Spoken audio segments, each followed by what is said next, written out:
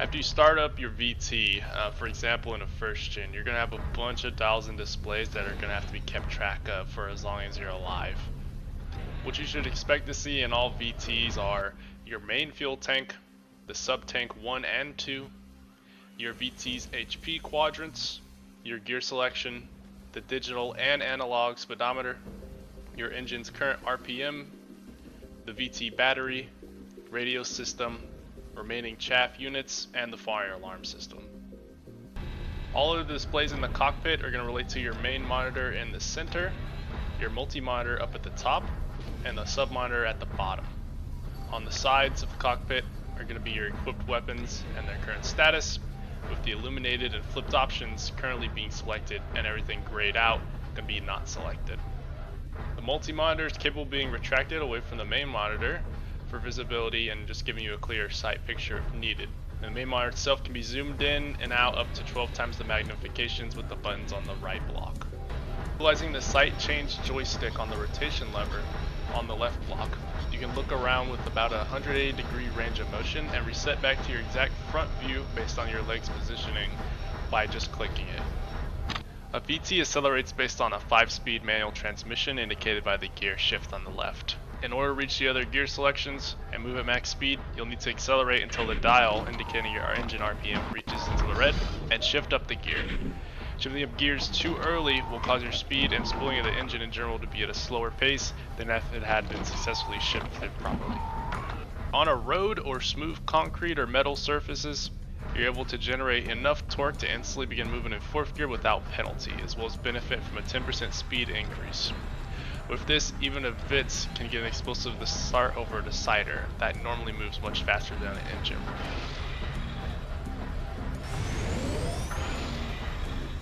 Your 5th gear is a wheel-integrated mode that dramatically increases your movement speed at the cost of putting increased tension on the balancer, responsible for keeping you upright, especially while accelerating. To keep the balancer stable and avoid tipping, stop turning, or use the slide step pedal to slide and upright the VT when the BL&C warning or balance warning appears. If going at a high speed, it's possible to let off the acceleration, whether in 4th, 5th, or any other stepping gear, to ease the impact on your balancer and allow you to turn for a longer period of time. If you fall over from tipping or being hit by the melee weapon, let off of the gas completely and then press the pedal down to rise back up.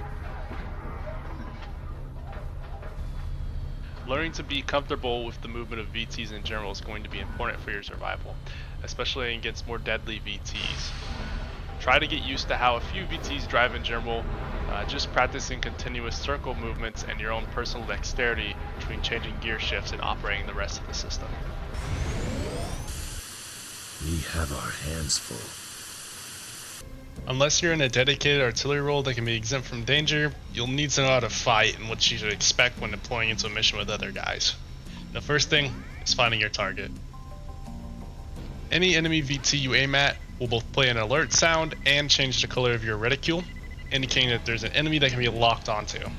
And during this, while you have the enemy unlocked to, you will be shown that player's pilot name and their distance from you, as well as the range indicators for your main and sub weapons updating with the said distance in real time.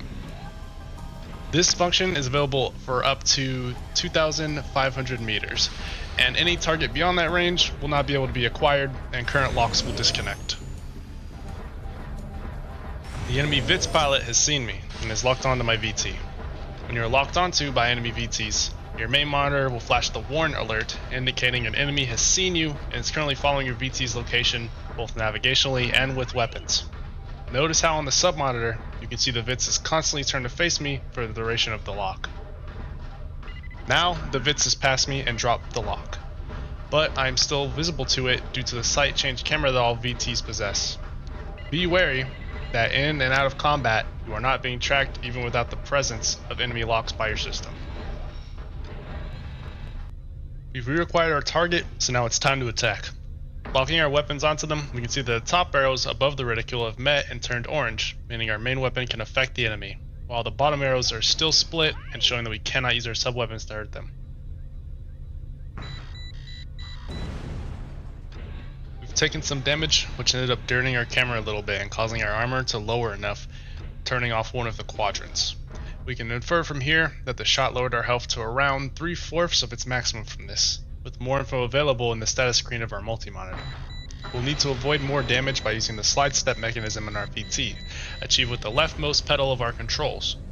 Pressing it briefly will allow us to perform a short burst of movement to evade attacks.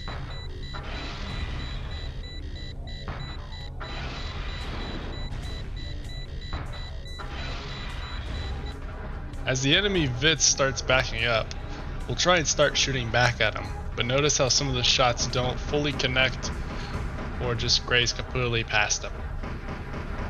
Without an FSS system, we will have to manually lead the target in order to hit them. While 2nd and 3rd gen technology is able to use the FSS system as well as override, your general effectiveness with the 1st gen technology will rely mainly on your ability to do this.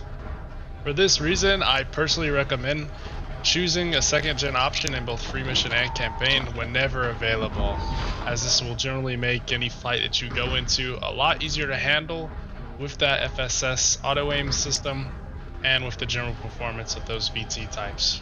This isn't to say that a new player shouldn't choose the more economical options with the 1st gen VTs, as they may be more accident prone and a 1st gen would cause them to lose less points, but that as you learn to control your VT in general, you'll be learning a machine that is both well balanced and very capable of being a helpful asset to the team even early on. No! That's insane! You don't have the qualification to pilot a VT, let alone an experience with it. The last thing I wanted to touch on for this is how the main game mode, Conquest, is played, whether it's in free mission or campaign. Conquest is a mode where 2 teams face off against each other and are given a formulated amount of strategic points based off of several factors like the map being played, each player's rank, and each player's VT generation, among other things. The way the system works is that every death and every respawn of a VT will consume these strategic points from your team's supply, and the goal is to either exhaust the enemy team's strategic points or otherwise prevent any players from deploying into the match. Helping in this, there are bases around every map that are owned by your team in green, neutral unknown bases in gray, and enemy bases in red that all contribute 50 points to your side if captured and remove the same amount if taken about by an enemy.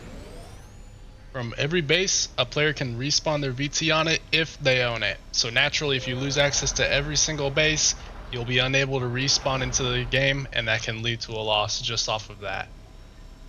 There are additional objectives based on the map that's played, but for the most part, you're going to have what's akin to like a Battlefield style gameplay with similarities to the ticket system seen in that game. You basically want to try and prevent big losses and defend zones before your team is written off due to a loss of all your strategic points, or worse, having everything taken from you. This guide of course doesn't cover everything about the game, but with the help of the wiki and the Discord, it's not impossible to learn everything there is to it.